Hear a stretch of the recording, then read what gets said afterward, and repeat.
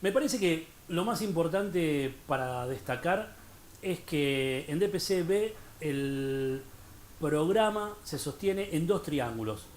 Un triángulo que tiene que ver con las políticas del discurso, aprendizaje, conocimiento y saber.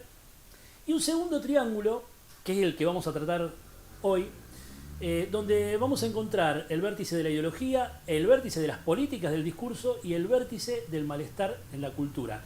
Lo que yo voy a tratar es de explicar 3 puntitos de cada una de estas partes del vértice, como para aclarar un poco el espíritu del programa. Siempre teniendo en cuenta que esto es un punto de partida para iniciar un camino de lectura y de ninguna manera es un momento de concluir. Es decir, no es que esto es la última palabra del programa, sino que es simplemente un anclaje en un contexto semántico, en un consenso de significación para empezar a entrar a los textos y poder entenderlos y dialogar con ellos de una manera mucho más fluida. Otra cosa muy importante es que este triángulo, los dos triángulos y todo el programa, en realidad parten de la iniciativa de quien fue el jefe de cátedra, José Luis Comas, a quien todos seguimos en la construcción de este programa a lo largo de más de 15 años, con los compañeros de la cátedra de DPC, tanto con Verónica Infante, con Soledad Ríos, con Vanessa Espicirri, con Ariel Martelo, con Sebastián Palomeque, con un compañero que hoy no está, Esteban Recio, que también nos acompañó con los debates y con las conversaciones en la construcción de este programa y en la construcción de este debate, porque en definitiva este triángulo no es mucho más que un debate con 3 puntos significativos, 3 puntos de anclaje que permiten abrir la lógica de los textos y abrir por lo tanto la lógica de la lectura, puesto que en definitiva el objetivo final es la construcción de un lector, construir un lector que no sea lector solamente de libros, sino un lector, digamos así, de los signos de la realidad, algo de lo que por ahí Roland Barthes llamaba la mitología. Él ponía un ejemplo que es sumamente claro. Él decía, es verdad que el vino francés tiene muchas bondades y que es bueno, pero las bondades del vino francés, eso es un mito, ¿no? Esa diferencia. Puede ser que el vino francés sea bueno, muy bien, pero las bondades del vino francés ya es una mitología. Entonces, leer no es solamente leer textos, sino leer también los mitos que están en el aire de nuestra vida cotidiana. Eso es sumamente importante para nosotros. Bueno, vamos a ver entonces estos 3 puntos del triángulo. Vamos a tratar de hacer una puntuación sobre 3 aspectos de cada uno de estos 3 puntos del vértice. Vamos a empezar con el malestar en la cultura. Se puede empezar por cualquier lado porque no hay jerarquía.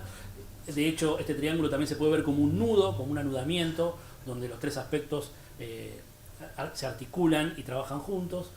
Podemos empezar con el malestar en la cultura, decíamos, donde lo que señalamos habitualmente es que lo importante ahí es la palabra en.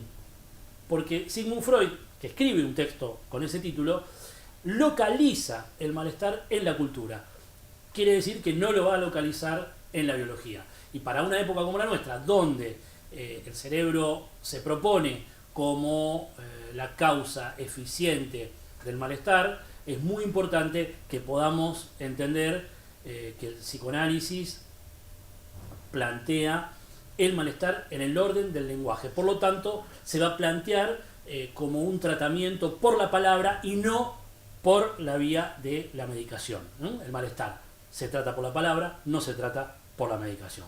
Punto fundamental. El otro punto, el otro aspecto del malestar en la cultura, podríamos señalar que se refiere a lo estructural del malestar. Vale decir, el malestar no es contingente, no es un malestar que a veces está y que a veces no está, o que depende de cuestiones ajenas a el funcionamiento mismo de la cultura, sino que es un malestar que está en la estructura. ¿Qué quiere decir esto? Que no se puede curar, que no se puede someter a el orden de ninguna terapia que soñaría con suprimirlo. Esto es interesante porque nos permite ponerle un límite al idealismo y a ciertos planteos terapéuticos o políticos, sociológicos, que plantean como el bien supremo y la supresión del malestar, y ofrecen esa supresión del malestar como si fuera posible.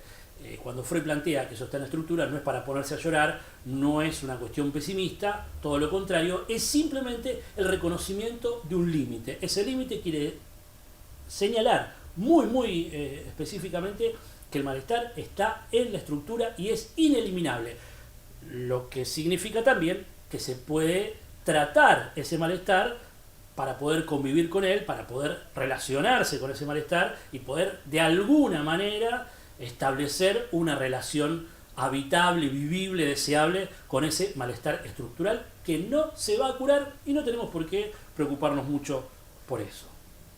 El tercer punto tiene que ver, el que quiero subrayar, se podrían subrayar otros, pero yo quiero subrayar este punto que tiene que ver con el orden del concepto. Ese texto de Freud, El malestar en la cultura, va a plantear el concepto fundamental del psicoanálisis, que es el concepto de pulsión.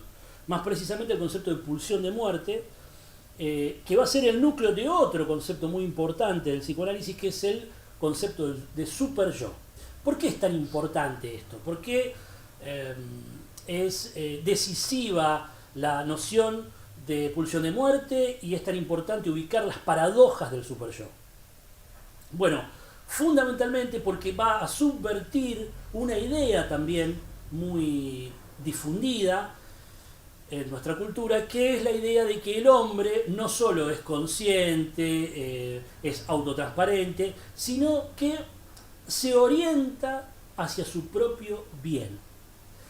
La noción freudiana de pulsión de muerte y las paradojas del superyo que se derivan de ese concepto fundamental del psicoanálisis van a señalar que no necesariamente cada uno de nosotros se orienta hacia su propio bien, lo cual nos lo muestra nuestra vida cotidiana y nuestra experiencia común todos los días. Siempre nos pasa que pisamos la misma baldosa floja, que llegamos a un aeropuerto y nos olvidamos el pasaporte, o que queríamos decir una cosa y decimos todo lo contrario.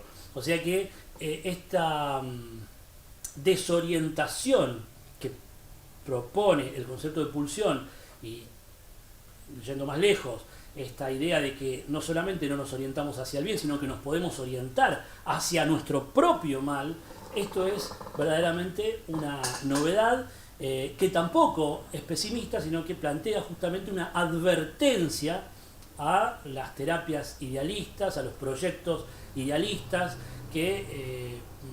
o las utopías que quieren plantear un hombre donde podríamos suprimir el malestar, podríamos suprimir su desorientación constitutiva, o podríamos evitar que las fuerzas hostiles que se oponen contra su propia realización deseante no tuvieran lugar. Al revés, todo proyecto político debe contemplar ese elemento negativo para poder sostener realmente una sustancia ética, política, que conduzca a un lugar deseable y no que el remedio sea peor que la enfermedad, como decía mi abuela, ¿no?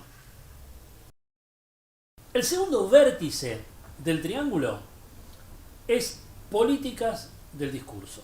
Ya digo, es el que vamos a hablar ahora, pero no tienen una relación jerárquica. Los ordenamos así simplemente por una cuestión expositiva, de claridad expositiva, pero no porque haya que poner uno arriba del otro.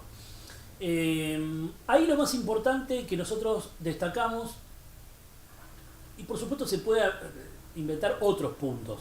Yo simplemente sitúo tres aspectos como para dar una entrada al problema. Lo que nosotros señalamos siempre es que las políticas del discurso tienen que ver con que decir es hacer. Es decir, siempre estamos haciendo algo con lo que decimos. Y a veces estamos planteando un enunciado, pero nuestra enunciación es todo lo contrario de lo que dice el enunciado. Entonces, no solamente se trata de lo que efectivamente estamos diciendo, sino de lo que estamos haciendo con lo que estamos diciendo. Ese es el punto fundamental de por qué unir la palabra política con la palabra discurso. El segundo punto se deriva de este. Tiene que ver con todo lo que se deja afuera. Siempre lo que se deja afuera de un discurso, lo que no se dice, es tan importante como lo que vamos a escuchar de alguien que habla. Es decir, lo que se dice importa, por supuesto que es sumamente importante, pero nunca debemos olvidar lo que no se está diciendo en lo que se dice. En tercer lugar, también derivado de esto, vamos a tratar de ubicar que cada vocablo va a tener un valor relativo al contexto en el cual se diga. Oscar Mazota, que fue un psicoanalista muy importante acá de Argentina, señalaba que había que entrar a los discursos por el vocabulario. De hecho, en nuestra cátedra tenemos varios vocabularios, vocabulario 1, 2, 3. El vocabulario es muy importante, ¿por qué? Porque tiene lo que se llama el valor polisémico, es decir, un vocablo puede significar una cosa según en qué contexto esté, para aquí o para allá. No quiere decir que una palabra va a significar en todos los mundos posibles siempre lo mismo, sino que es muy importante atender el contexto en el cual se dice. Si antes lo que estábamos hablando era lo que se dejaba afuera, ahora lo importante es ver el contexto en que cada vocablo va a ser utilizado. El tercer vértice de nuestro triángulo, habíamos hablado ya del malestar en la cultura, hablamos de las políticas del discurso, ahora vamos a hablar de la ideología. Hay un texto de un filósofo francés que se llama Louis Althusser, que se llama Ideología y aparatos ideológicos del Estado. Ya en el mismo título, como habíamos visto en Freud, malestar en la cultura, acá en el mismo título también vamos a encontrar una respuesta, porque no se trata solamente del concepto de ideología, sino de los aparatos ideológicos del Estado. Es muy importante prestar atención a los títulos que los autores ponen, porque muchas veces ahí ya hay una especie de síntesis de lo que van a desarrollar en el texto. Esto quiere decir que los aparatos ideológicos del Estado, como señala Althusser, van a dedicarse a la creación del sentido común. Acá vamos a tener todas las instituciones que conforman la sociedad, donde vamos a ver que la ideología ya no es un concepto que está ahí en el aire abstracto, sino que pertenece a la materialidad misma de la vida de una sociedad. El segundo aspecto que señala Althusser en su texto, y que no se encuentra en otro, por eso nos interesa marcarlo ahí, es raro encontrarlo en otro texto, es esta contracara de la ideología respecto del poder represivo policial. Es decir, por un lado tenemos el poder represivo policial y por el otro lado tenemos el poder ideológico. Hoy, en la actualidad, ese poder ideológico, creador del sentido común, lo vamos a encontrar sobre todo en los medios de comunicación, que merecen un análisis aparte que no vamos a emprender hoy, pero dejamos apuntado que hoy la ideología pasa fundamentalmente por el campo periodístico. Hay un tercer aspecto de este vértice de la ideología que a nosotros nos interesa particularmente destacar. Todos escuchamos, sobre todo en los últimos años, personas que dicen la ideología ha muerto, la ideología no existe más. Desde la caída del muro en 1989, esto es Vox Populi. También se habla del fin de la historia. Quienes no estamos de acuerdo con esa lectura, a veces nos ponemos a discutir, tratamos de refutar ese argumento y decir que sí existen las ideologías, que sí existe la historia, etcétera, etcétera. Es lo que no debemos hacer. ¿Por qué no debemos refutar esa afirmación de que las ideologías han muerto? Bueno, porque esa afirmación es en sí misma pura ideología. Vale decir, nunca estamos más inmersos en el campo de la ideología que cuando negamos estar en ellas. Como decíamos antes, vinculado a los agentes del poder mediático, vamos a encontrar muchas veces que desde allí se sostiene que hay un discurso periodístico que es neutral, que es objetivo, que no tiene ninguna relación con ninguna particularidad que esté relacionada al poder y a las clases dominantes. Y sin embargo, lo que vamos a ver ahí es lo que vemos en toda operación ideológica, que es intentar hacer pasar un elemento particular, un interés particular, por un interés universal. Es decir, algo que me interesa a mí solo y a un pequeño sector, hacerlo pasar como que nos interesa a todos. Entonces, decir que la ideología no existe, que la historia ha muerto, en realidad es afirmar justamente que estamos en un universo ideológico y que estamos en pleno apogeo de la lucha por el reconocimiento, la lucha por el poder, la lucha por las palabras, la lucha por el discurso mismo, en el discurso, desde el discurso, por el discurso. Estamos ahí, en ese lugar. Por eso no hay que pelearse con los que dicen que la ideología no existe más, porque, bueno, ese es exactamente el enunciado ideológico por definición.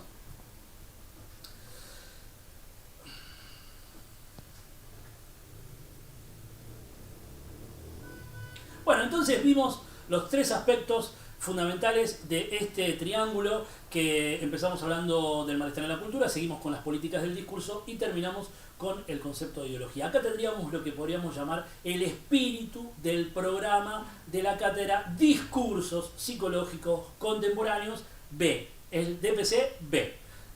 Ahí tenemos un mapa que, como decíamos al principio, de ninguna manera es un momento de concluir.